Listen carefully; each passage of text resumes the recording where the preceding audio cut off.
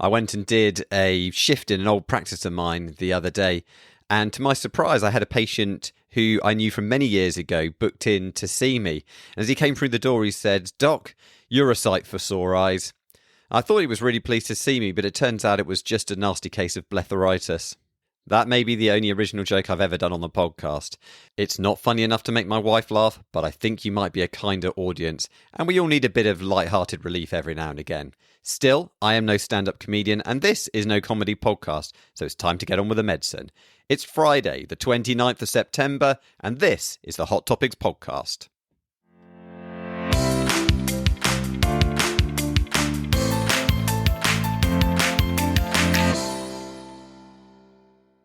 Welcome to the Hot Topics podcast from MB Medical. Thanks for joining us once again, everyone. Neal Tucker here to see us through the next 20 minutes or so on what's new and important for us to know about in general practice. This podcast is slightly earlier than our normal schedule, and that's because it is our 25th birthday. The Hot Topics course and MB Medical is 25 years old this month. To mark the occasion, we have got an interview with its co-founder, Dr. Simon Curtis. That'll be later on in the podcast. And before I forget, if you are listening to this on the day it comes out or on the Saturday, so by the 30th of September, we still have our NB Plus birthday subscription offer. NB Plus is a bargain anyway, a little bit over £300 for a year to come on all the online courses we do, watch all of them on demand. Much more on the website and in nbmedical.com as well, and all with £25 off at the moment. Grab it while you can. In research today, we're going to have a look at a new paper on semaglutide for heart failure with preserved ejection fraction, and also a paper on a practice nurse-led intervention for insomnia. In the news this week, an RCGP survey of GPs has reported a worrying rise in the number of patients presenting with problems linked to the cost of living crisis. And it is really tough out there for a lot of the population, a lot of our patients at the moment. I was reading this newspaper article where a journalist followed a secondary school headmaster from Oldham for the last academic year, and they saw the deterioration that was happening due to the cost of living crisis in the pupils. Lots of them couldn't afford school dinners. Lots of them were having to essentially beg for scraps at the end of lunchtime. Substantial rises in the rate of evictions and whole families having to sofa surf. This, of course, has an impact on a child's schooling. It also has an impact on their health. One of the big issues that the RCGP raises is a disconnect between funding for practices, deprivation and ill health. Practices looking after deprived populations are then often underfunded, limiting their ability to look after this group in the way that we would hope they should do. Inevitably, then health inequalities grow. I don't really know where I'm going with this news story, except to say that with a little political will, you would think that this should be a disparity that would be straightforward to rectify. Unfortunately, what we seem to be lacking is that political will. So it's good to see the RCGP is trying to raise awareness of this issue and apply a bit of pressure. Now, in other news, I love this story. This is about ADHD drug shortages. Apparently, a combination of manufacturing problems and increasing global demand has meant that these medications are in short supply, including commonly prescribed ones like Concerta and Elvance. I'm speculating, but increased global demand must mean that America is just sucking up all the available supplies. It's a bit like they've done with semaglutide. So you can't get Wegovy for toffee in the UK. It appears that Novo Nordisk, which is a Denmark-based pharmaceutical manufacturer, has had most of its supply of semaglutide sold to America. Now, in the UK, Wegovy, the weight loss brand of semaglutide, costs around £200 a month for patients. In America, it costs around $2,000. I can only wonder why a manufacturer might prefer to sell most of their product to the States. And I'm only speculating in the realm of ADHD drugs, but perhaps this same problem might contribute to a skew in global availability. In fact, the only reason I even raise this as a news item is because reading in the BMJ, they report that the Department of Health and Social Care has advised GPs not to start new patients on several drugs for treating attention deficit hyperactivity disorder. I thought, well, thank you for that advice, but that does potentially show a lack of understanding in the system because it's not going to be us that should be starting these medications. They need to see a psychiatrist. I can only imagine how disappointing it would be to be a patient, having waited 2 years to get to see the specialist in clinic to get your diagnosis and then be told, oh, I'm really sorry. Actually, we don't have any medications to treat you. How about just running around the block a couple of times and doing a bit of mindfulness? Where this might end up being an issue for us in general practice is that some of our patients may just not be able to get the medications that they've been prescribed and been taking for years. And we just need to be aware that actually switching between these ADHD medications is not necessarily straightforward. They're not necessarily directly equivalent. And the MHRA has advised caution when switching between different long-acting formulations of particularly methylphenidate and recommends seeking specialist input to help with those switches. Okay, on to the research, and our first paper was published last week in the New England Journal of Medicine. This is semaglutide in patients with heart failure with preserved ejection fraction and obesity. Heart failure with preserved ejection fraction then is a really hot topic at the moment because it's been recognised that it's the predominant form of heart failure. Until very recently, there have been no medical treatments that improve prognosis for this patient group. And then a couple of years ago, we had papers published on the SGLT2 inhibitors showing that dapagliflozin and empagliflozin could improve mortality independent of whether a patient had diabetes or not. So the SGLT2 inhibitors were having some independent effect on the cardiovascular and hemodynamic system in the individual. It's widely acknowledged that age and cardiovascular complaints like hypertension and atrial fibrillation are significant risk factors for the development of heart failure with preserved ejection fraction. But what isn't talked about so much is that obesity is also a major driver, and indeed the majority of patients with heart failure with preserved ejection fraction have obesity. Now, of course, excess weight is going to put extra strain on the heart, but in fact, in this group, it goes well beyond that.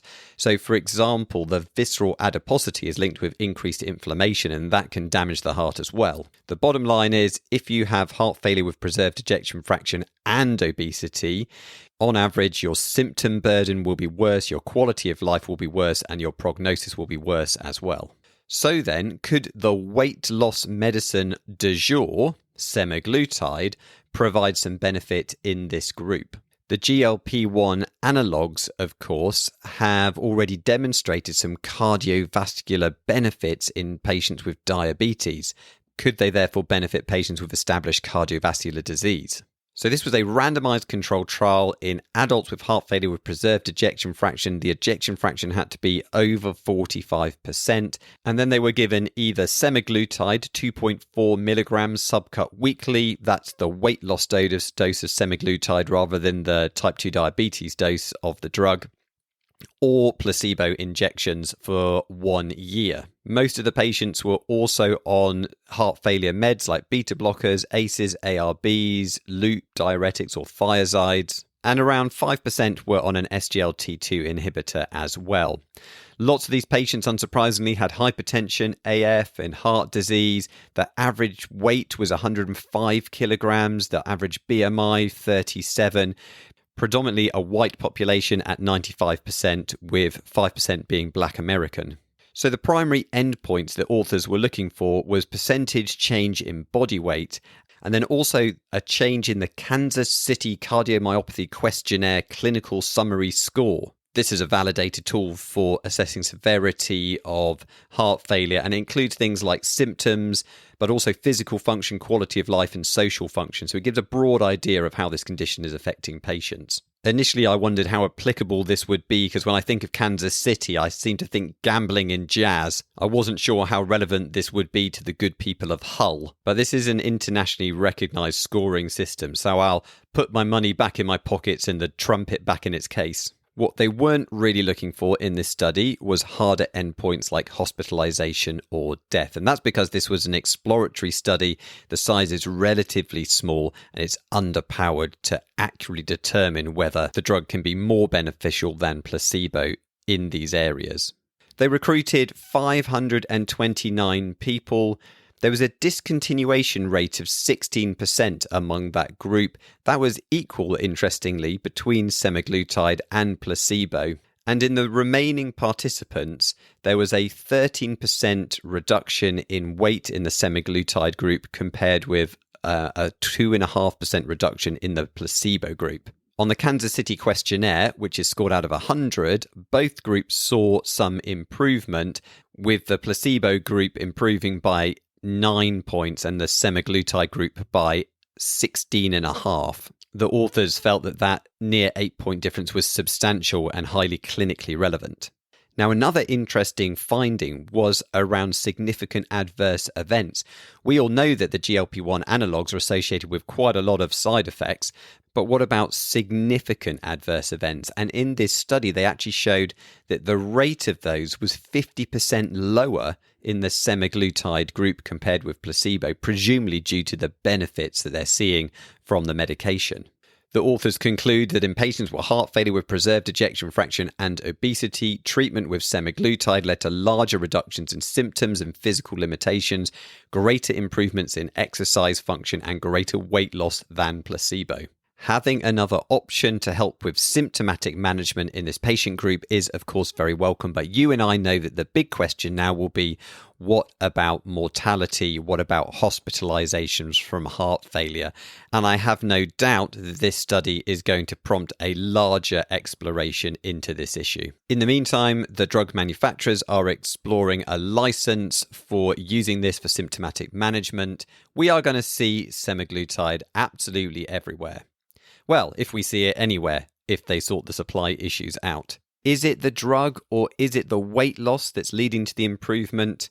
Well, there's no doubt that weight loss is an important contributor to the gains they saw in this study, but also there may be other aspects of the medication that's leading to these improvements as well. So it potentially, the authors speculate, may have a favorable anti-inflammatory and hemodynamic profile, but they acknowledge that separating out what causes the benefit is tricky. For me, this paper also serves as a useful reminder. It's easy for us to think that our patients' symptoms may be purely attributable to being overweight or obese. But actually, if people are getting progressively fatigued, tired, their exercise capacity is going down, maybe they're getting some subtle fluid symptoms, we need to be thinking about heart failure as well. And checking a BMP level is going to be really, really useful.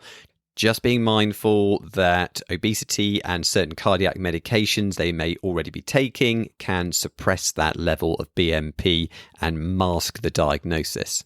Now, on to our second piece of research, and we're going to look at a Lancet paper that published last week, and this was the HABIT study, clinical and cost effectiveness of nurse-delivered sleep restriction therapy for insomnia in primary care, a pragmatic superiority open-label randomized controlled trial.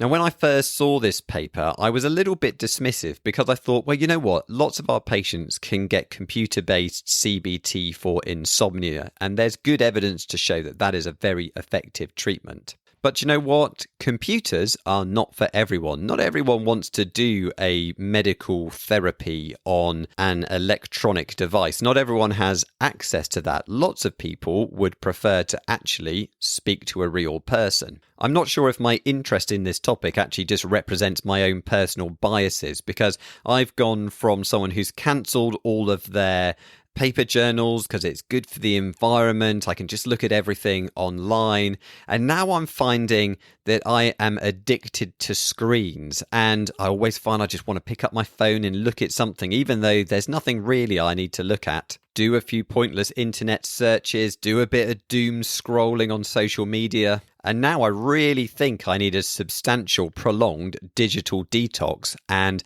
I need to go back to paper magazines. Perhaps then I am the target audience for a nurse-led insomnia intervention instead of being forced to do it on the computer. And I'm sure I've mentioned this on the podcast before, along with a million other problems I seem to have had. But I am someone who is not a good sleeper. I think you can class the world as good sleepers and bad sleepers. And if you're a bad sleeper, then it sucks to be you. When I was younger, let's say in my 20s, I had huge difficulties getting to sleep. And I remember spending hours awake at night, and then finally I would put my headphones on with my Walkman and listen to Mariah Carey music box to try and lull myself off to sleep. Don't judge me. So this UK primary care based study recruited 642 patients. Everyone got a sleep hygiene booklet, and then half of them also had sleep restriction therapy. That intervention was delivered by practice nurses. They had 4 hours of training on the subject, and then they would see patients in 4 sessions over 4 weeks. The first one to explain the theory, and then the others to follow up and support the patient. The paper doesn't actually say how much sleep was restricted, although I guess that varies from person to person. But the key elements are setting a routine for when you're going to go to bed, setting a routine for when you're going to get up and making sure you stick to that, and then avoiding daytime sleeping as well. The range of ages of participants was from 19 to 88 with a mean of 55 years. Perhaps you can teach old insomniacs new tricks. The main endpoint they were examining was self-reported insomnia based on the Insomnia Severity Index, a validated tool for insomnia. Their key measurement was at 6 months, but they also checked how people were getting on at 3 and 12 months. So the results showed that at 6 months, that Insomnia Severity Index score was essentially 11 for the sleep-restricted therapy group and 14 for the sleep hygiene group. So a 3-point mean difference, which the authors felt was clinically significant. The sleep restriction group also reported better outcomes in mental health assessment, also in quality of life, even in days attending work. It just goes to show exactly how bad having bad sleep can be for people. The intervention, I think, was pretty cheap as well. So it cost on average £52 per patient. The training for a nurse cost £32. On average, the 4 sessions took 80 minutes of nursing time. In the author's cost effectiveness analysis, this intervention came out very favourably. So I think this is a really nice study with really positive data. It's very relevant to general practice. It's relatively affordable and relatively time efficient. Sure, it doesn't quite have the scalability of doing internet-based CBT for insomnia, but it does seem to be a really good option for people that may not want to go anywhere near a computer for this. They just don't get on with that at all. And I can see this fitting into IAP services or even potentially PCNs, having a nurse who's leading on this who might be interested to go and do just 4 hours worth of training and then being able to deliver this to patients really effectively. It would be really interesting to see a trial where they compare nurse-led sleep restriction therapy against computer-based CBT for insomnia, and maybe we just throw a third arm in there for Mariah Carey on the Walkman. Just make sure you skip anything after 1995. Okay, that's enough for the research today, and on to our interview. Today on the podcast, I'm very lucky to be joined by Simon Curtis, who is one of the founders of MB Medical Education. He is the reason that I have a second job and why this podcast exists as well. Good morning, Simon. How are you today? Yeah, good morning, Neil. Thanks very much for finally asking me on the pod. It's only taken 3 years, but I'm very, very honoured to be here with you. And the reason that you're here today is because congratulations are in order. This is 25 years of the Hot Topics course now. So let me kick off with the question then, Simon. So why did you start this and how did you start the Hot Topics course? Well, yeah, 25 years ago. It does make me sound pretty old, actually, but it all started at a very drunken dinner party in East Oxford, where I met my mate Phil Nichols. Phil is a neurologist, but he's also the CEO of MB Medical, and he's a guy with sort of tremendous drive, vision, and ambition. And he had already started a NB Medical actually to run MRCP courses, because he'd just done MRCP, and he sort of asked me whether or not I felt there was a need for a course for GPs. And, and I'd had a few drinks, and so I said, yeah, why not? What the hell? And so I did the first course in September 1998 with my friend and fellow GP, Barry Ferguson. And I think we had 30 or 40 people turned up over 2 days. It really wasn't very good, but 30 or 40 trusting souls come.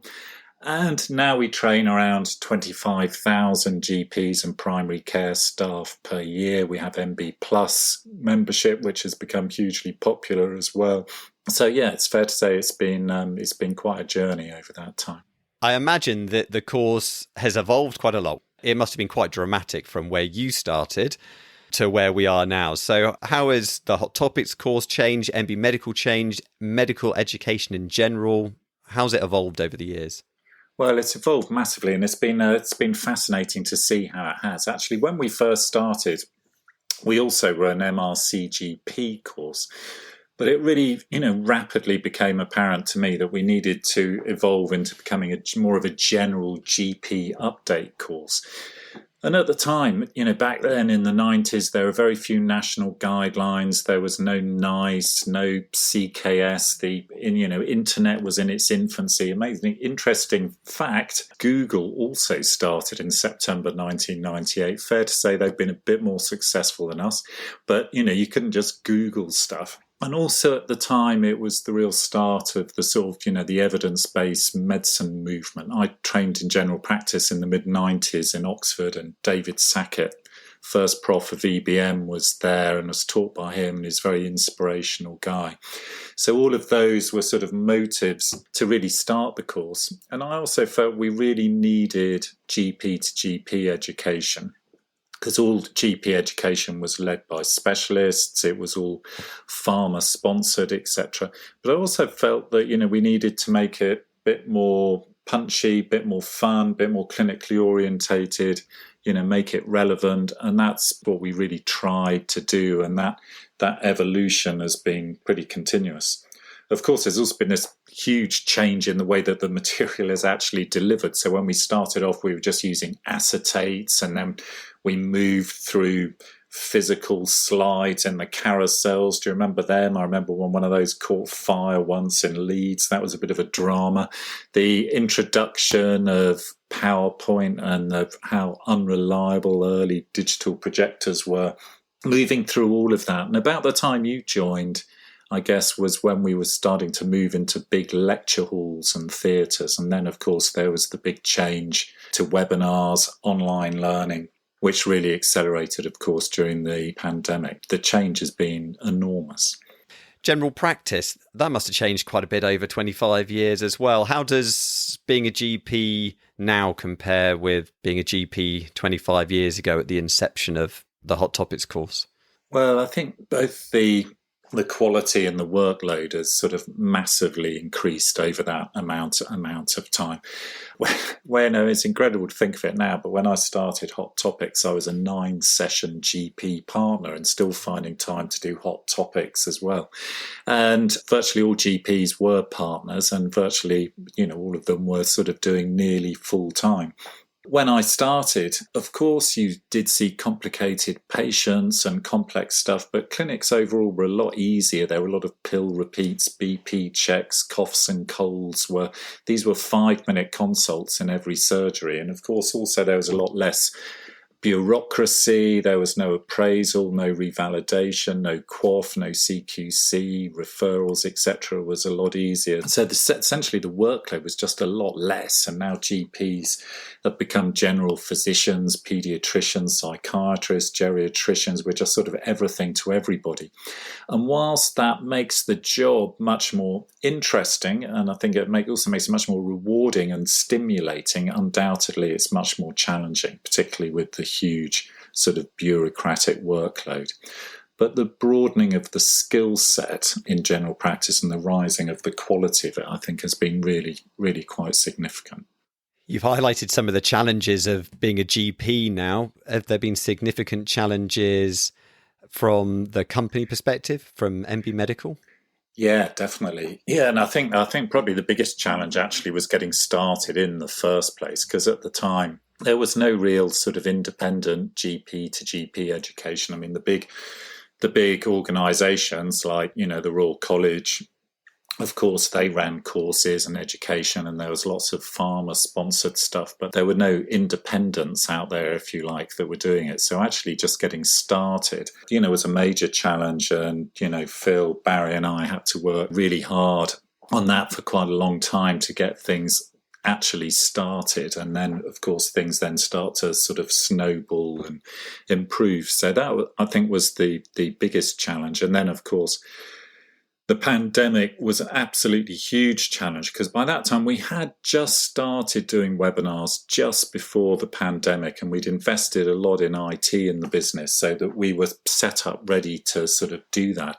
But essentially it was still very much a lecture hall based education that we had.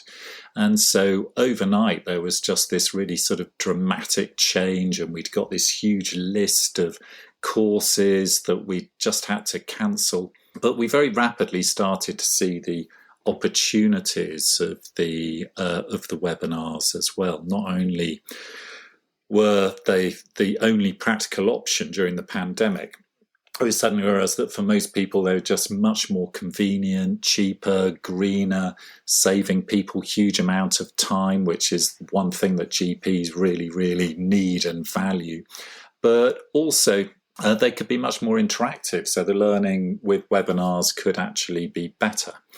And I think the other thing we've learned from that is different people just learn in different ways. People have got very, very different learning styles, and so we've got different formats to suit those styles, and that's what we've very much got with NB Plus, our sort of subscription module. So you can do these interactive webinars, or you can do them on demand in chunks. They're interactive modules, the hot topics takeouts in podcasts form. So you've got these different formats that can suit your individual learning style. So the pandemic undoubtedly was a massive challenge, but out of it, well, as people always say about the pandemic, there was sort of 10 years worth of evolution that happened in a year. Here's the last of my questions then, and this is the most challenging one for you today, which is, can you pick out your 3 favourite or perhaps the most influential papers that have been published over the last 25 years? What really stands out as changing practice? That is a big question. A sort of desert island disc is sort of like evidence-based medicine, desert island discs moment. I think, well, undoubtedly when we started in 1998, and that was when the UK PDS study was published, the UK Prospective Diabetes Study. And that was massive. And prior to this, there was a real lack of evidence that improving control really made much of a difference in type 2 diabetes. And when I was a GP trainee, I was taught by GPs in my practice should just manage it symptomatically. We just didn't know whether or not tight control of sugar or blood pressure really made a big difference. And the UK PDS was the first really big high quality trial to really examine this. And there were several different publications that came out of it. And the sort of first couple of years of Hot Topics, this featured really a lot. And it showed that tighter control did improve small vessel complications. It showed that metformin reduced diabetes-related complications and all-cause mortality and should be first line in patients with type 2 diabetes. And also it showed tighter blood pressure control really improved outcomes. And I went back and looked at this paper yesterday, and they compared tight control, which was defined as less than 150/85, with less tight control group, which was less than 180/105. So that was how very different it was. And not surprisingly, it showed if you reduce people's blood pressure a lot less than 180, you halve the incidence of stroke. So that was a really, really massive study, and I think really indicative of how evidence-based medicine, which had very much been thought of as sort of the domain of secondary care, how it was really important for primary care. those figures would certainly have made quaff a lot easier. They certainly would have made quaff a lot easier, but there were lots of people wandering around with those really high, very high blood pressures, and there was this feeling that, well, just when you get older, you just have a very high systolic blood pressure, and isolated systolic hypertension wasn't the thing necessarily you should be worried about. You have a few strokes here and there, what's a stroke between friends? Exactly. So that would be my first choice from right when we started. And then probably my second choice, I think, was probably in the sort of early 2000s. And this was looking at increased stroke risk and mortality with antipsychotics in dementia in older people. At the time, virtually all older people with either dementia or behavioural problems were hugely over-medicated with antipsychotics, risperidone, low-dose haloperidol, etc., and were basically just zonked out a lot of the time. And then in the early 2000s, evidence started to emerge that we were discussing on the course, linking atypical antipsychotics with increased risk of stroke and mortality, not just in people with dementia, but in older people in care homes. And then in 2008, there was this BMJ study showing that all antipsychotics increase the risk of stroke and mortality, not just in dementia, but in older people, particularly in care homes.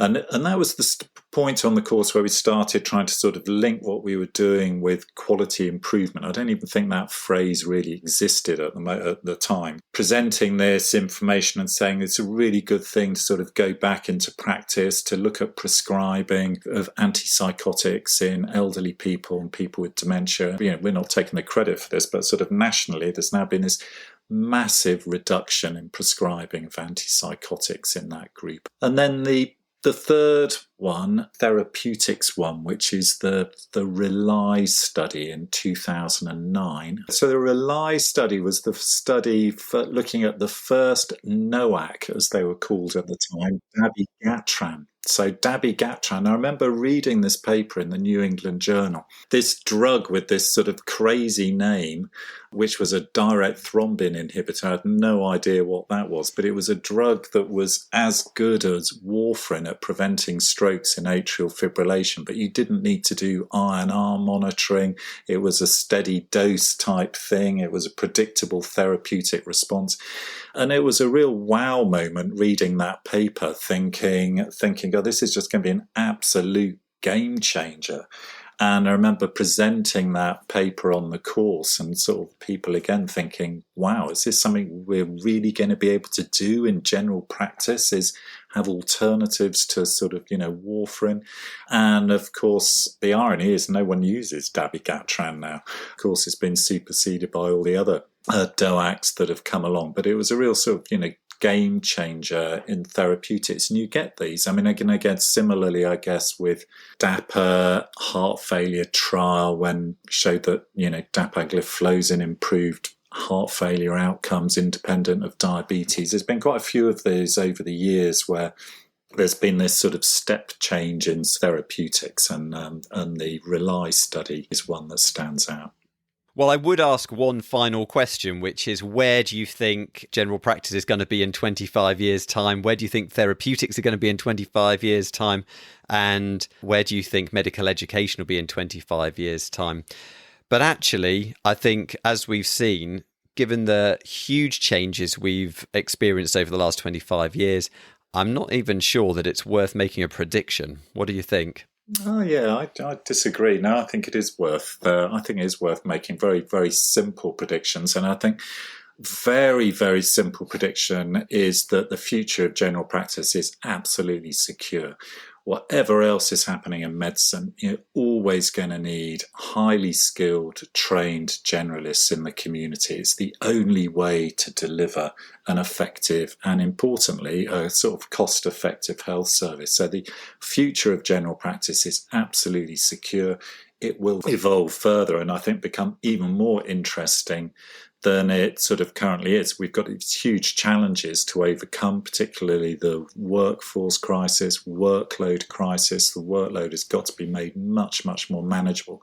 As you've said on the pod many times before, and I absolutely, totally agree, general practice needs to be changed so that there's a sort of, a model of working so people are able to work full-time in general practice and be paid full-time in general practice. I think, you need 15-minute consultations, max 15 minutes, 15 patients per session, but for every 1 or 2 sessions, you need a session or 2 to do all the admin and the bureaucracy that goes with that.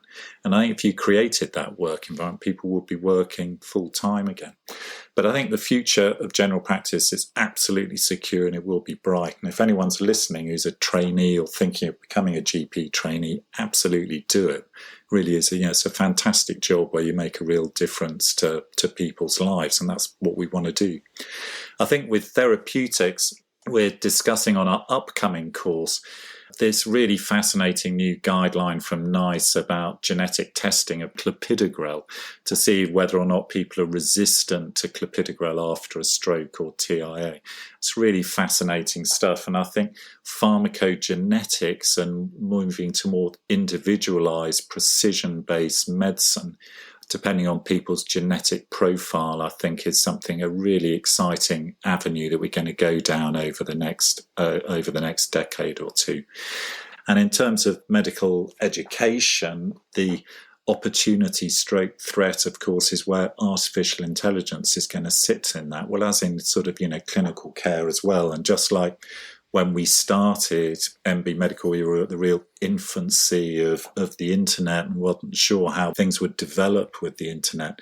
We're very much in that space now with artificial intelligence, but it will undoubtedly have a huge impact on it, hopefully in a very, very positive way. All right. Simon Curtis, GP, co-founder of MB Medical Education. Thanks for joining us on the podcast today. Great to chat to you. I'm sure we'll get you back at some point. We'll see you on this. We'll see you on this again. I would love to. Thank you. Well, I hope you enjoyed those insights, everyone. Thank you for listening today. Do remember to check out the mbmedical.com website for all the courses that are coming up. We've got loads of live courses which are new or updated, which are going to come over the next few weeks and months. And don't forget, you can always get in touch. hottopics@nbmedical.com is our email, or find us on what used to be called Twitter and is now called something else, @GP Hot Topics. Facebook too, and as ever, remember to enjoy yourselves. You're doing a great job. We'll see you next time. Bye-bye.